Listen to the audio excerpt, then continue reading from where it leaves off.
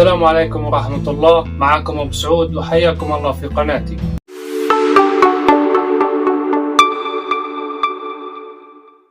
حلقة اليوم راح نتكلم عن شخصية ما تحتاج كثير تعريف، لأني أعتقد أنه كثيرين منكم عارفينها. راح نتكلم عن بابلو إسكوبار، أكبر إمبراطور مخدرات مر على هذا الكوكب. عارف أنه في كثير ناس تكلموا عنه وفي مسلسلات وأفلام كثيرة عن هذا الإنسان، لكن إن شاء الله أنا راح أجيب لكم هذا الموضوع بطريقة غير، ونشوف أحداث مثيرة من حياته بتسلسل وبطريقة مشوقة راح تعجبكم، حتى لو أنتم كنتوا عارفين هاي الأحداث من قبل. فخلونا الحين ندخل على قصتنا ونتكلم عن هذا الإنسان اللي دوخ السلطات الكولومبية والأمريكية لمدة طويلة.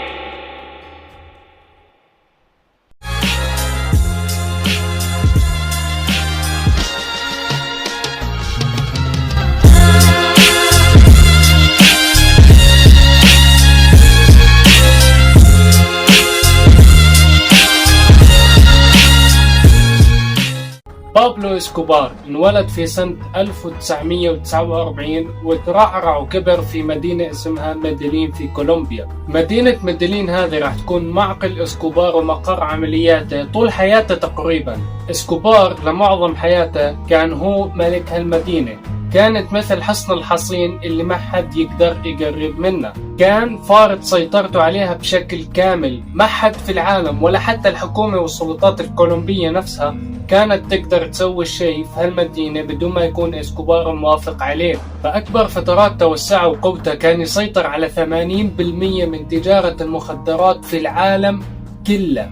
80%، شخص واحد يسيطر على كل هذا. طبعا كانت معه عصابته اللي هي ميدلين كارتيل، العصابة اللي تسمت على اسم المدينة، وكان في ناس وزعماء كبار في هالعصابة، لكن في النهاية إسكوبار كان هو الزعيم المطلق، الامبراطور الأوحد اللي كان له الكلمة النهائية في كل شيء. بس قبل لا يوصل لهالمستوى، يا ترى كيف بدأ؟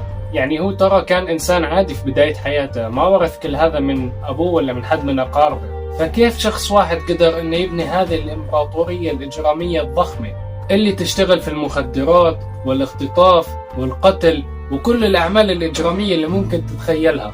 في الواقع بدايته كانت بسيطة جدا، يعني مثل هذيل المليارديرية اللي نسمع عنهم، اللي يقول لك واحد بدأ وهو يبيع جرايد، وواحد بدأ هو أصحابه من كراج، يعني بدايات على قد حالهم، وبعدين بنوا حالهم وصاروا ناس عندهم شركات وصار عندهم ثروات ضخمة الواحد حتى ما يقدر يستوعبها. فإسكوبار كان نفس الشيء بس في الجانب المظلم، يعني يقول لك كانت بداياته في سرقة شواهد القبور. الشواهد هذه الأحجار اللي يكون منقوش عليها أسماء الموتى، وتكون بالعادة يمكن رخام يمكن في فضة ما أدري، يعني المهم أحجار لها قيمة معينة. فكان يروح ويسرقها ويمسح منها الأسماء والكتابات اللي عليها ويبيعها. لكن مثل ما أنت متخيل يا عزيز المشاهد، إنه بيع أحجار مثل هذه ما راح يجمع لك ثروة كبيرة. يعني الفلوس اللي كان يحصلها إسكوبار من وراء هالشغلة كانت يلا تمشي أموره. فقرر بطبيعة الحال إنه ياخذ الأمور خطوة لقدام ويطور البزنس ماله. وبعد التفكير شاف إنه أحسن مجال يوفر له فلوس سريعة هو مجال السرقة المسلحة. فكان الحبيب يطلع على دراجته ويحط قناع على راسه ويروح على المحل أو الهدف اللي يكون محدده مسبقا ومسدسه بإيده وياخذ منهم الفلوس ويطلع بأسرع ما عنده. كانت عمليات سرقة سريعة ما تستغرق أكثر من 30 ثانية. ادخل، ارفع السلاح، هدد، خذ الفلوس واطلع على طول. هذا كان السيستم. وبعد عدة عمليات سرقة ناجحة قال خلينا نطور البزنس أكثر. فراح وجاب معاه ولد عمه عشان يساعده في عمليات السرقة هذه. واحد منهم كان ياخذ مهمة السواق اللي يسوق الدراجة، والثاني هو اللي ينزل على المحل ويتولى عملية التهديد والسرقة الفعلية. واستمرت هذه العمليات لعدة أشهر وكانت كلها عمليات ناجحة. لكن بعده صاحبنا إسكوبار كان يطمح لأشياء أكبر. الفلوس اللي كان يحصلها من وراء السرقات كانت جيدة، بس في أحسن. لا مو بس أحسن، في أحسن وأسهل بعد. صاحبنا إسكوبار قدر أنه يكون علاقة مع تاجر سيارات كبير. فهذا التاجر قبل ما يبيع سيارة للزباين كان ياخذ نسخ احتياطية للمفاتيح وبعد ما يبيع السيارة لزبون من الزباين يروح ويعطي اسكوبار مفتاح السيارة الاحتياطي اللي نسخه، وبعد يعطيه عنوان بيت الزبون، فيروح اسكوبار بدوره ويسرق السيارة من قدام بيت صاحبها وبكل سهولة. ومعظم هذه العمليات كانت تصير في نص الليل وقت ما كل الناس نايمة، فكانت الشغلة تصير بدون أي مخاطرة كبيرة. لكن حتى مع الحذر العالي انمسك اسكوبار وهو في نص عملية سرقة واحدة من هالسيارات. هذا الكلام صار وهو في بداية العشرينات من عمره، فبعد ما انمسك دخل السجن لعدة أشهر، وتجربة السجن هذه راح تاخذه للمستوى الإجرامي الجديد من حياته. داخل السجن راح يتعلم أكثر عن حياة الإجرام والأنشطة الإجرامية الأكبر اللي طبعا تدخل فلوس أكثر، مثل الاختطاف وتجارة المخدرات. بعد ما طلع اسكوبار من السجن رجع مرة ثانية لسرقة السيارات مع ولد عمه غوستاو. ما على طول انتقل للعمليات الإجرامية الكبيرة، لا، ظل في نفس المساحة اللي كان متعود عليها، واللي هي سرقة السيارات.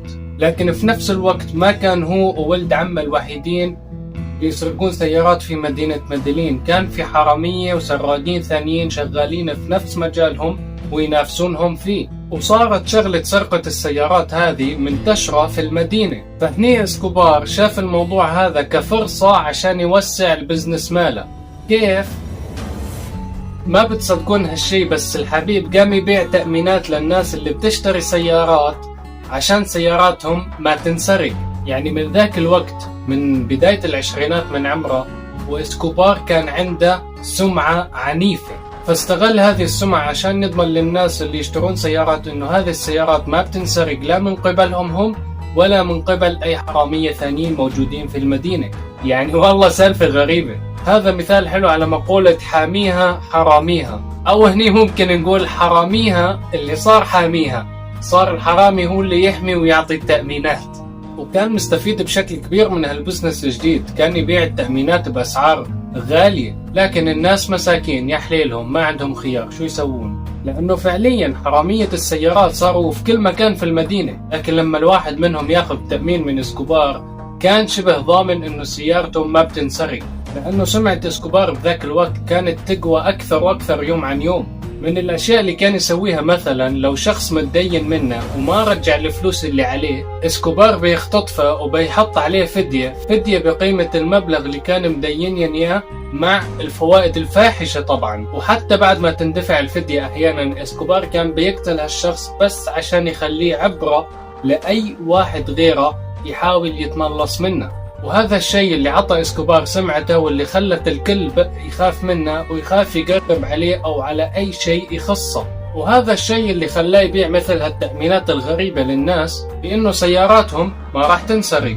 بدأ شغل اسكوبار يتوسع أكثر وأكثر، وعصابته بدأت تكبر يوم عن يوم. وشاف هذيك الفترة أنه عمليات الاختطاف من أكثر المجالات المربحة، فقرر أنه يركز عليها أكثر.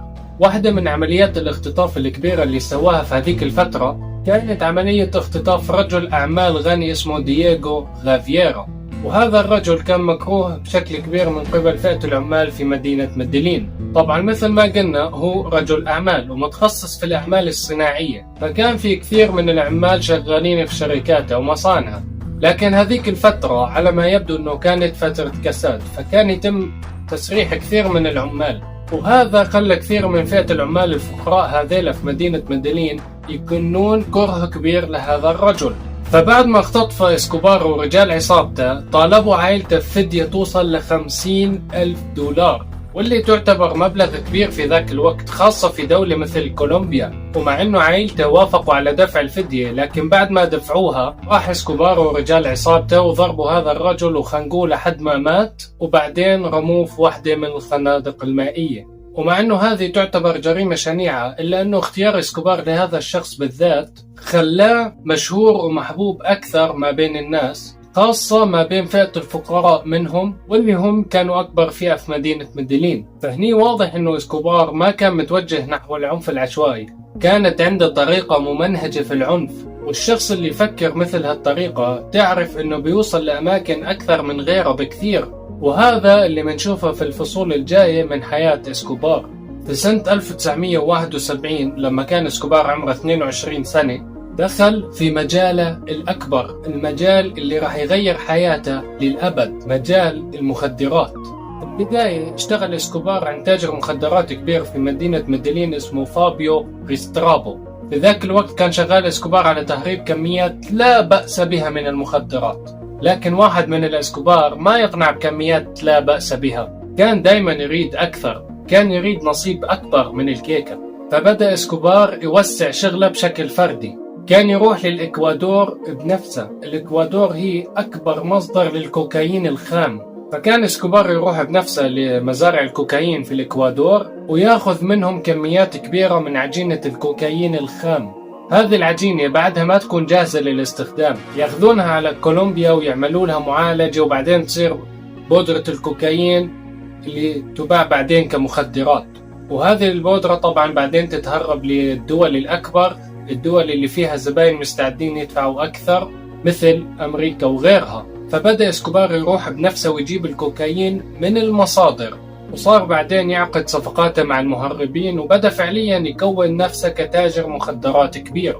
في ذاك الوقت ربح اسكوبار مبلغ قريب من $100,000 من أول عملية سواها. وفي هاللحظة لما شاف هالفلوس قال أيوة هني اللعبة، يعني عرف المجال اللي يريد يتخصص فيه. أخيرا حصل منطقة الإبداع مالته.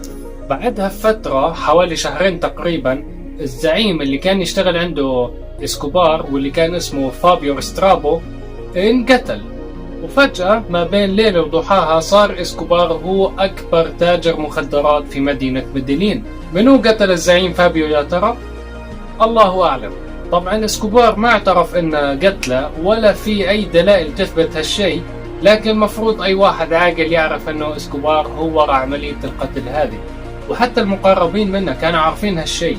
لكن كل هذا ما يهم، المهم الحين انه اسكوبار هو اكبر تاجر مخدرات في مدينة ميدلين، وسمعته وقوته خلته يفرض سيطرته على المدينة بسهولة نسبيا، ما حد قدر يعارضه او يوقفه، على طول صار هو اكبر تاجر مخدرات في مدينة ميدلين. وفي سنة 1976 اسكوبار اللي كان عمره 26 سنة تزوج من ماريا فيكتوريا اللي كان عمرها 15 سنة بس. خلاص اسكوبار صار عنده الزوجة والثروة والقوة، وكل شيء قدامه ماشي على أحسن حال، وما عنده اتجاه يتجه من هني غير لفوق. في نهاية السبعينات ازدهرت تجارة المخدرات بشكل مو طبيعي في أمريكا، وكانت الكمية الأكبر من هذه المخدرات تتهرب عن طريق اسكوبار ورجال عصابته.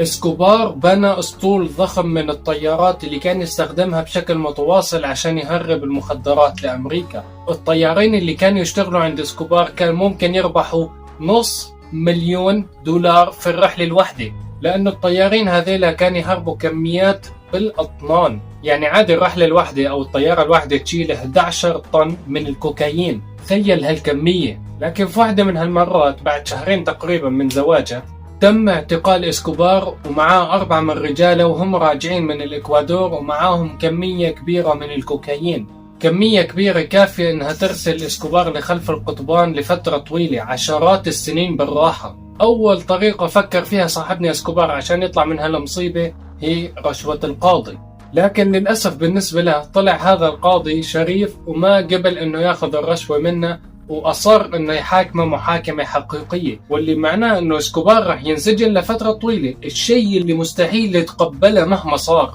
فطلب من رجاله انه يبحثون اكثر عن هذا القاضي، وحصلوا انه عنده اخ محامي كان في بينه وبين اخوه القاضي مشاكل. فراح اسكوبار وعرض مبلغ كبير على هذا المحامي اللي هو اخو القاضي اللي بيحاكم اسكوبار علشان يمثله في القضية. فالحين شو صار؟ القاضي صار لازم يتنحى عن القضية أخلاقيا بما أنه أخوه هو محامي الشخص اللي بيحاكمه، لأنه لما القاضي والمحامي يكونون أخوة هذا يمكن يؤدي إلى تعارض في المصالح، فما ينفع يكون القاضي والمحامي أخوة.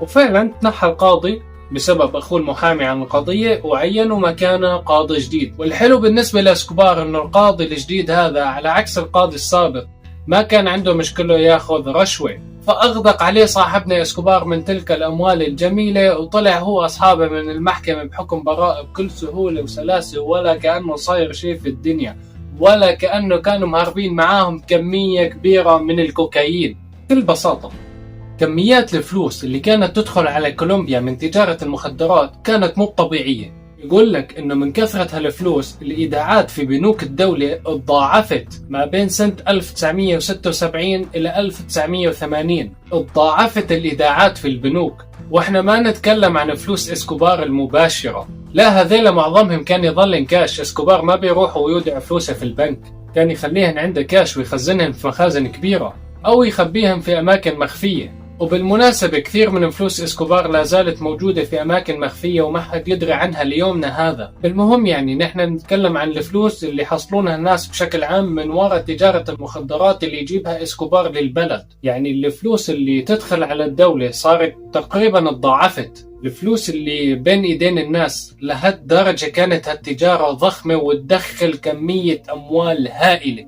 اسكوبار طبعا استغل هذه الأموال اللي قاعد يدخلها في انه يسيطر على عمليات تصنيع المخدرات بشكل كامل.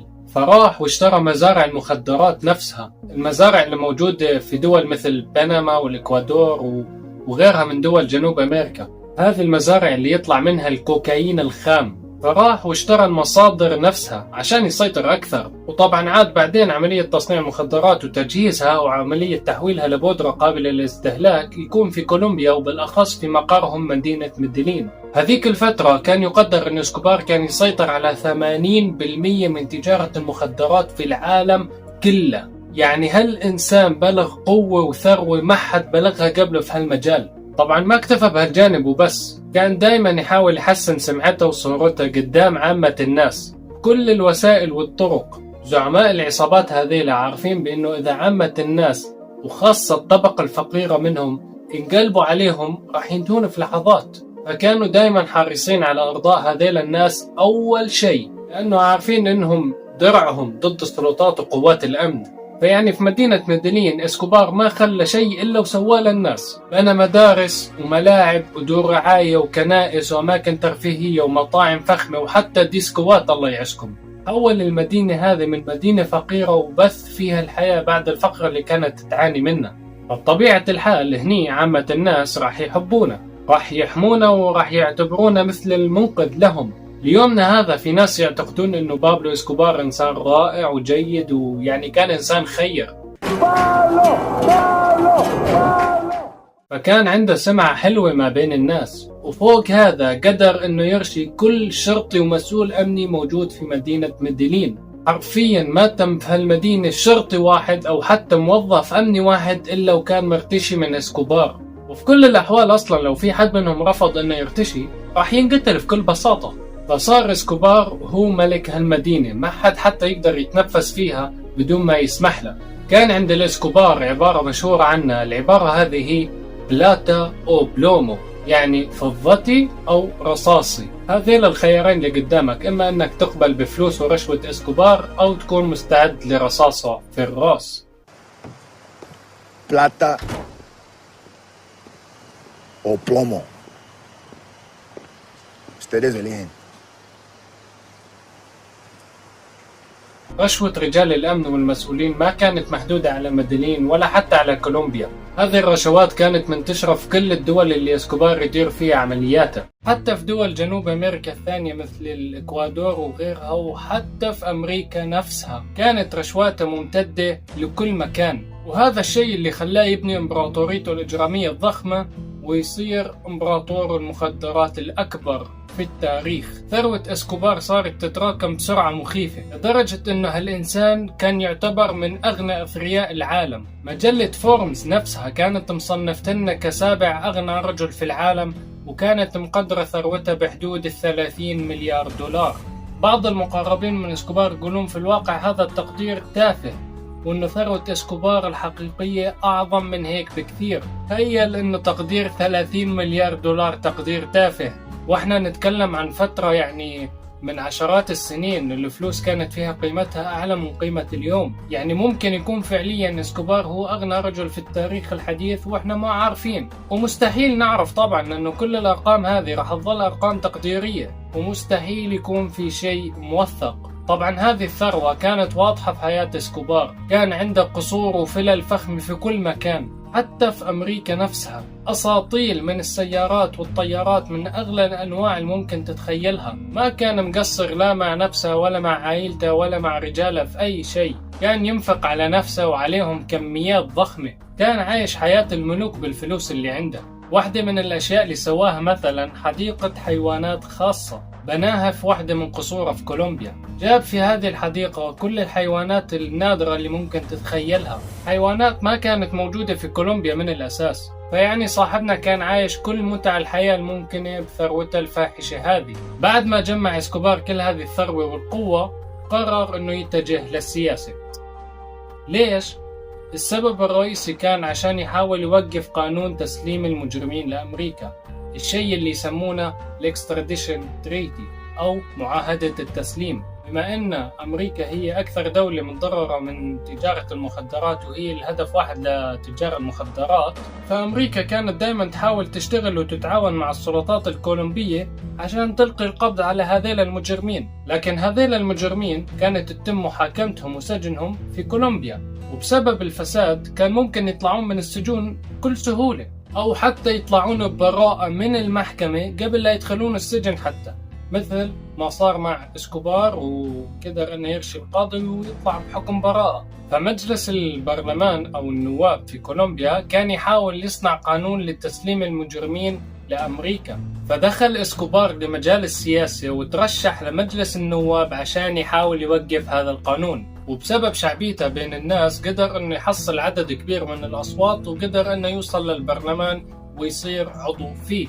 تخيل اسكوبار صار عضو في مجلس النواب في كولومبيا. طبعا الكل كان عارف عنه وعن المجال اللي هو شغال فيه، بس ما حد كان قادر يواجهه أو يثبت عليه شيء واضح. وكونه عضو في مجلس النواب فهذا بعد يعطيه حصانة قضائية، واللي معناه انه غير ممكن تتم إدانته بأي جريمة تحت القانون الكولومبي. وفوق هذا عضويته في البرلمان وفرت له فيزا دبلوماسية كان يستخدمها عشان يسافر لأمريكا براحته، فصار ياخد عائلته في رحلات متكررة لأمريكا، وحتى اشترى قصر فخم في ميامي. لا وإذا بعد ما يكفيك، بعد راح للبيت الأبيض وتصور قدامه مع ولده ولا كأنه شيء حاصل في الدنيا. طبعا ما كان في حد يقدر يلمسه لأنه كان عنده حصانة دبلوماسية. شيء عجيب وربي، كأنه كان قاعد يمسحها في وجوههم يقول لهم هذا أنا وصلت لحد باب بيتكم وما قادرين تسووا لي شيء. كأنه كان قاعد يتحداهم. استعراض عضلات فريد من نوعه. فترة حياة بابلو السياسية كانت فترة غريبة، وهذا الشيء اللي خلاها ما تستمر لفترة طويلة. الكل كان عارف منو هذا الإنسان وفي إيش يشتغل. واحد من نواب البرلمان واللي كان اسمه رودريغو لارا كان عنده الشجاعة الكافية عشان يتكلم ضد اسكوبار، وكان هو الشخص الرئيسي اللي قاد الحملة الإعلامية ضده في البرلمان والصحافة والإعلام. وهذا واحد من الأسباب الرئيسية اللي أدت لوقوع قناع اسكوبار السياسي. وفعلا بعد فترة تم طرده من الحزب الليبرالي الجديد اللي كان عضو فيه، وتم سحب الفيزا الدبلوماسية منه، وصار شخص عادي يقدر يتحكم مثل أي شخص ثاني. فبدأت السلطات تضيق الخناق عليه وتسحب منه بعض ممتلكاته، حتى بعض حيوانات النادرة اللي كان حاطنها بحديقته الخاصة تم سحب عدد كبير منها بحجة انه تم ادخالها بطرق غير شرعية. وحتى الكنيسة الكاثوليكية اللي كانت تدعمها لحد ما بسبب اعمال الخير اللي كان يسويها اعلنت عن سحب دعمها وتأييدها له. وكان الوضع مثل كأنه كل الجهات اللي كان قاعد يضبطها طول حياته بدأت تقلب عليه. والأسوأ من هذا كله إن الحكومة والبرلمان كان شغالين بقوة وبسرعة على صياغة معاهدة لتسليم المجرمين لأمريكا، الاكستراديشن تريتي. وهذا الشيء كان مرعب بالنسبة لإسكوبار وكل تجار المخدرات في كولومبيا، لأنهم عارفين لو تم القبض عليهم وتسليمهم لأمريكا خلاص هذه هي الجيم أوفر، ما حدا بيقدر يطلعهم. الشخص الرئيسي اللي كان متصدر وشغال على هذا القانون كان رودريغو لارا، وزير العدل في كولومبيا في ذاك الوقت، وهو نفسه نائب البرلمان اللي تكلمنا عنه قبل شوي، واللي قاد الحملة الإعلامية ضد اسكوبار لما كان عضو في البرلمان وتسبب بطرده منه. فرودريغو لارا الحين وزير العدل، وكان حاط كل جهده وتركيزه وقوته على صياغة معاهدة لتسليم المجرمين لأمريكا. لكن للأسف شهر مايو سنة 1984 تم اغتيال رودريغو لارا في سيارته في 7 رصاصات، وهذه العملية كانت بمثابة إعلام اسكوبار الحرب على الحكومة الكولومبية. وفي ذاك الوقت أعلن الرئيس الأمريكي رونالد ريغان أنهم راح يشددون الخناق أكثر على المهربين وتجار المخدرات، لأنه مشكلة المخدرات قاعدة تتفاقم بشكل فظيع في أمريكا. بعد ما تم اغتيال رودريغو لارا، السلطات الكولومبية كانت على أتم الاستعداد للتعاون مع السلطات الأمريكية، لأنه الوضع صار خلاص ما صار يصرف، كان لازم يحطون حد لإسكوبار والجماعة اللي معاه. فإسكوبار انحط في موقف محرج، والموضوع ما وقف هني وبس، حتى الناس وعامة الشعب قلبوا عليه بعد عملية الاغتيال هذه، وفقد كثير من شعبيته اللي قضى سنين هو يحاول يبنيها ويكبرها ويحافظ عليها. فمع ضغط السلطات والضغط الأمني وحتى الضغط الشعبي، قرر إسكوبار انه يطلع من البلد. ظل إسكوبار يتنقل بين عدة دول مثل بنما ونيكاراغوا، لكن فترة غيابه هذه عن كولومبيا كانت تقلل من قدرته على السيطرة على عصابة ميدلين. هذه العصابة عصابة كبيرة ترى، وفيها زعماء كثير. طبعا إسكوبار هو الزعيم المطلق،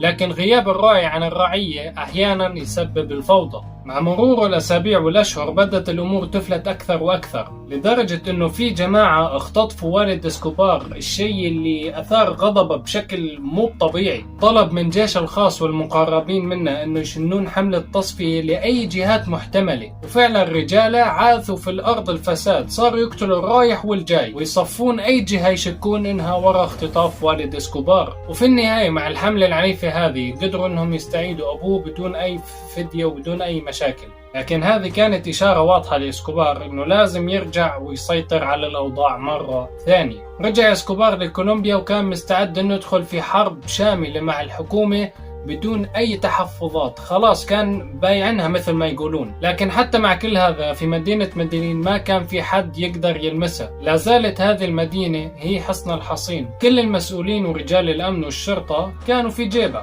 فكان عادي يقدر يتحرك بكل حرية في مدينته بدون ما أي حدا يسوي له أي شيء. الحرب الرئيسية اللي قادها إسكوبار في منتصف الثمانينيات ضد النظام القضائي بالتحديد، خاصة ضد القضاة اللي يدعمون معاهدة تسليم المجرمين لأمريكا، لأنه مثل ما قلنا هذا كان أكثر شيء يخوف إسكوبار. هذيك الفترة قتل إسكوبار حوالي 30 قاضي من هذيل القضاة. تخيلوا أنه من شهر نوفمبر سنة 1985 إسكوبار دفع $1,000,000 لجماعة من المرتزقة يسمونهم F-19. أمرهم إسكوبار أنهم يقتحمون المحكمة العليا أو قصر العدل اللي هو أعلى مؤسسة قضائية في كولومبيا، ويمسكون أعلى القضاة ومسؤولين العدل في الدولة ويستخدمونهم كرهائن. الوضع كان فوضى في فوضى بكل معنى الكلمة. بعد الاقتحام العنيف هذا أعلنت جماعة المرتزقة مطلبها الأساسي، واللي هو أن الحكومة تتخلى أو تلغي معاهدة تسليم المجرمين لأمريكا. هذه الأحداث قادت في النهاية لقتل 11 قاضي من 24 قضاة اللي كانوا موجودين في المحكمة العليا، وأيضا تم قتل 40 واحد من جماعة المرتزقة هذيلا، وانتهت الأحداث بهرب الباقي منهم. ظلت وتيرة العنف تتصاعد أكثر وأكثر، وصار القتل بين رجال الشرطة والعصابات شيء عادي، وتم إعلان قانون الطوارئ في الدولة كلها. الوضع كان مجنون، كان كأنه صاير حرب في الدولة وما حد قادر يسيطر على الوضع. استمرت هالحالة لعدة سنين، وإسكوبار مو مقصر يقتل ويختال أكبر المسؤولين بدون أي وازع، لكن في نفس الوقت كان أكثر رجل مطلوب في الدولة، وكان دائما في حالة هرب مستمرة. فبطبيعة الحال كان تعبان من كثرة التنقل وعمليات إعادة التمركز اللي صارت ما تخلص، فكلا الطرفين كانوا متضررين، الدولة ما فيها أمان وإسكوبار في حالة هروب مستمرة. وفي حالة مثل هذه دائما تقود للمفاوضات. بدت المفاوضات بين إسكوبار والدولة الكولومبية، ووافق صاحبنا انه يوقف كل العنف وكل الأنشطة الإجرامية اللي يسويها ويسلم نفسه للسلطات، لكن شرطه الوحيد كان انه يبني السجن بنفسه، وأيضا يعين حراس السجن أيضا بنفسه. شرط المفروض ما يقبله أي عقل، لكن مع الظروف الحالية والضغط الكبير على السلطات الكولومبية بسبب العنف وافقوا على شروط إسكوبار. أهم شيء كان أنه العنف ينتهي والأنشطة الإجرامية توقف بما فيهم تهريب المخدرات. فإذا هو التزم بهذه الأشياء فما كان عندهم مشكلة أنه يعيش بسجن من بناء أو سجن خاص فيه. وفوق هذا الحكومة الكولومبية أوقفت معاهدة تسليم المجرمين لأمريكا بسنة 1991، فما كان إسكوبار خايف إنه يسلمونه للسلطات الأمريكية. وكذا تم عقد الاتفاق، وإسكوبار بنى سجن بنفسه، السجن اللي سموه لا كاتدرال. تمت محاكمته ودخل إلى سجنه بشهر يونيو 1991.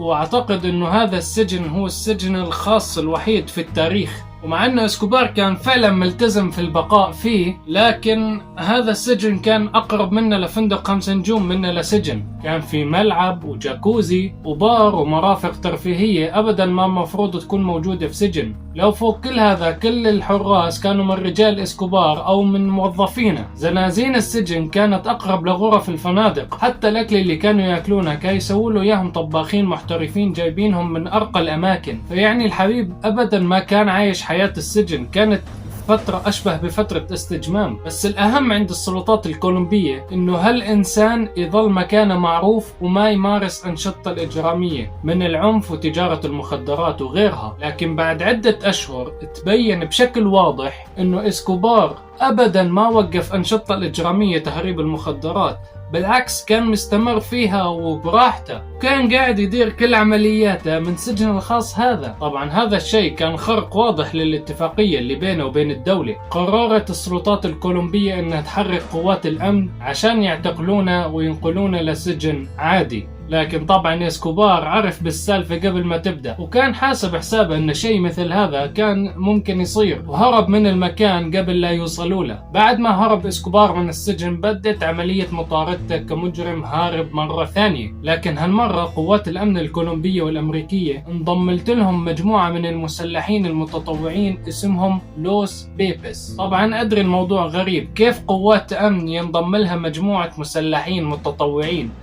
كولومبيا في ذاك الوقت كانت مكان غريب، توقع أي شيء. مجموعة لوس بيبس هذيلا اسمهم معناه الناس اللي ظلمهم إسكوبار، يعني هم مجموعة من الناس تسبب إسكوبار وأنشطة الإجرامية في مصايب في حياتهم لدرجة أنهم صاروا مستعدين يحملوا السلاح ضده ويواجهونه بأنفسهم. إسكوبار وعصابته ترى قتلوا ودمروا عشرات الآلاف من الناس في كولومبيا، فطبيعي انك تحصل ناس حاقدين عليهم بشدة لدرجة انهم يحملون السلاح ضده. مجموعة لوس بيبس هذيلا شنوا حملة عنيفة على عصابة إسكوبار وقتلوا مئات من رجاله والناس اللي يشتغلون عنده. اسلوبهم كان يشبه اسلوب إسكوبار، ما كان يتعاملون مثل قوات الامن، لا لا لا لا, لا. كان عادي يقتلون أقارب رجال عصابة إسكوبار بدون ما يطرف لهم جفن، حتى لو هذيل الناس ما كان لهم علاقة مباشرة بأعمال العصابة. إذا كنت أنت قريب من أشخاص يشتغلون عند إسكوبار أو رجال عصابته فتوقع أنك هدف لمجموعة لوس بيبس. يعني هم كانوا يستخدموا نفس أسلوب إسكوبار في العنف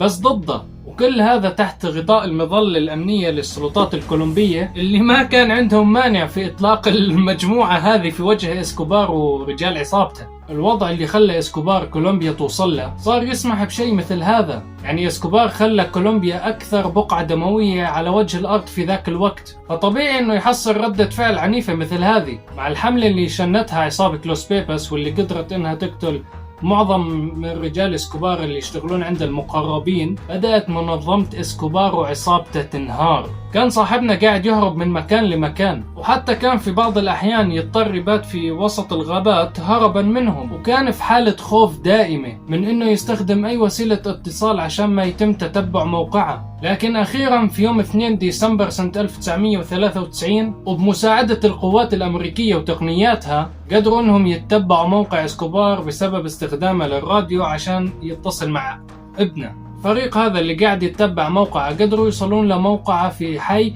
في مدينة ميدلين. الفريق اقتحم باب البيت باستخدام مطرقة ضخمة، وعلى طول دخل منهم 6 للبيت وبدأ إطلاق النار ما بين الفريق ورجال إسكوبار. حاول إسكوبار إنه يهرب من خلال الدريشة على أسطح البيوت، لكن الفريق لحقوه على طول وأطلقوا عليه كمية ضخمة من الرصاص وقتلوه في مكانه.